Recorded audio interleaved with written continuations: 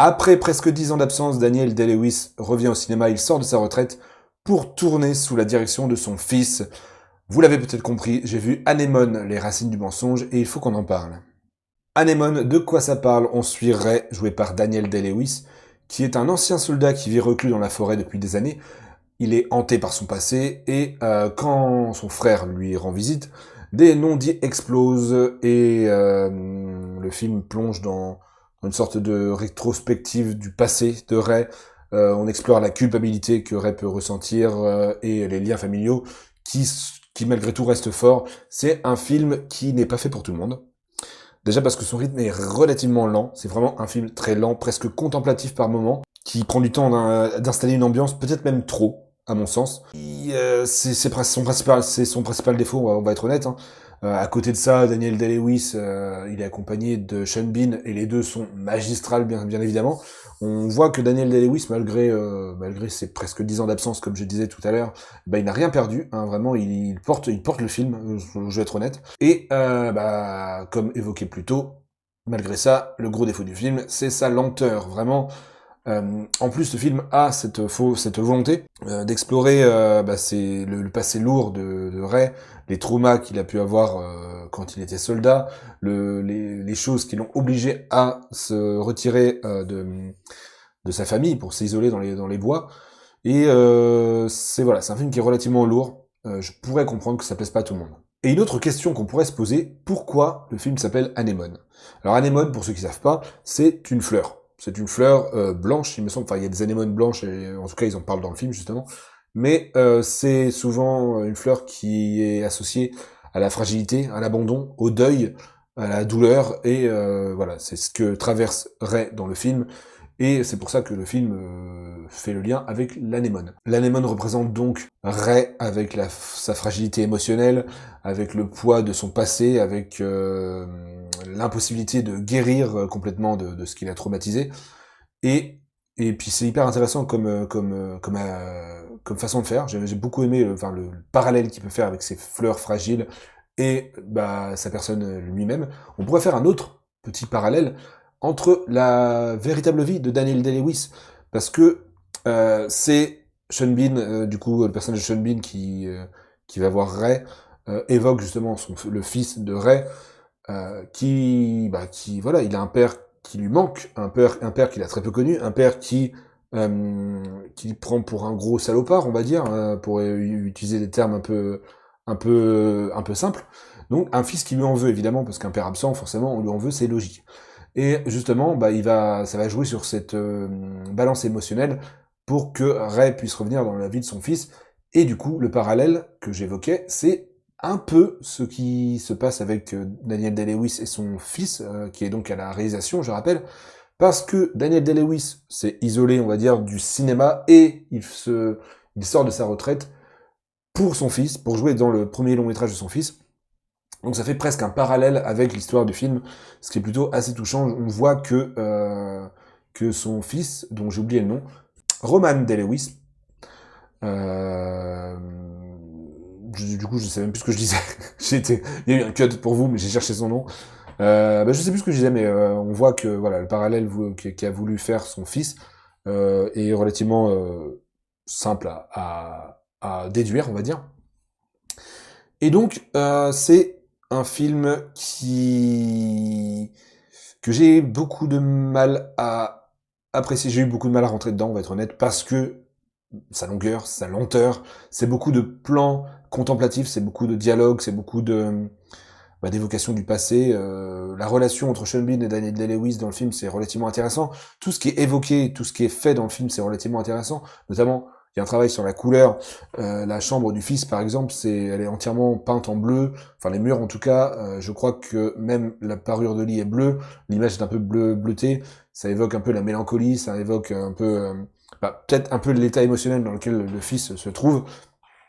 Et un point fort également, c'est la photographie du film. La photographie est relativement belle, vraiment. Il y a des plans qui sont magistrales, il y a des plans qui sont super beaux. Déjà, rien qu'au début du film, rien que vraiment les premiers plans du film, tu sens la volonté de faire des belles images. Tu sens la volonté de faire passer des émotions à travers l'image, pas forcément de dialogue. Il y a des fois où les deux personnages vont se taire et juste ça va être contemplatif.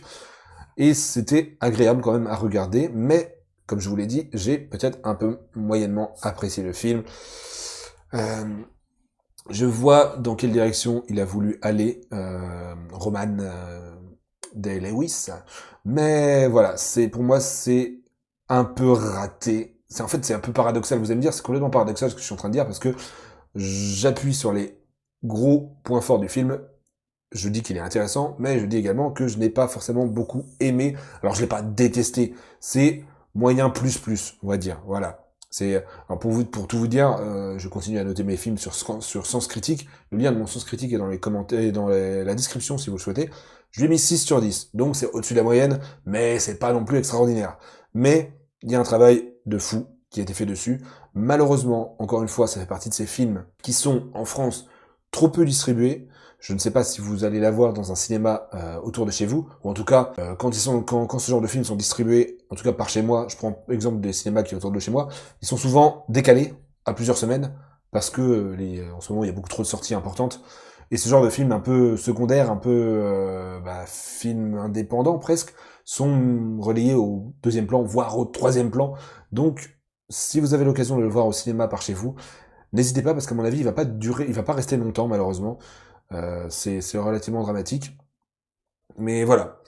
Ça fait toujours plaisir de voir Daniel Day-Lewis au cinéma. Ça faisait presque 10 ans. Hein. Son dernier film, c'était, je vais vous le retrouver tout de suite, son dernier film, c'était Phantom Thread en 2017, donc comme je l'ai dit, c'est presque 10 ans. Et Daniel Day-Lewis, je vais être honnête avec vous, certes, c'est un acteur que je sais être magistral, je sais que c'est un acteur qui joue merveilleusement bien, qui se fait rare et qui choisit bien ses projets, mais c'est un film, non, c'est un acteur que j'ai très peu vu dans les films, parce que j'ai pas vu beaucoup de films avec lui, malheureusement. J'ai vu Lincoln de Spielberg, j'ai vu Nine, qui était un film de Rob Marshall qui était pas exceptionnel, mais il jouait dedans.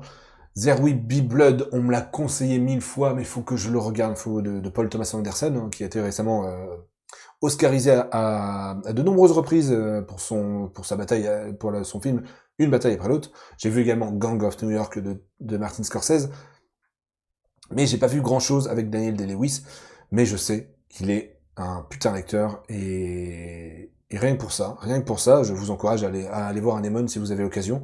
J'ai pas beaucoup plus de choses à dire sur ce film, hormis le fait que, pour résumer, il est très bien mis en scène, les acteurs sont magistrales, la photographie est bluffante, mais le rythme est relativement lent. Si vous aimez les films qui sont rapides, qui ont un rythme un peu important, qui prennent pas forcément le temps de poser les choses, vous allez vous faire chier devant Anémone, je vais être honnête.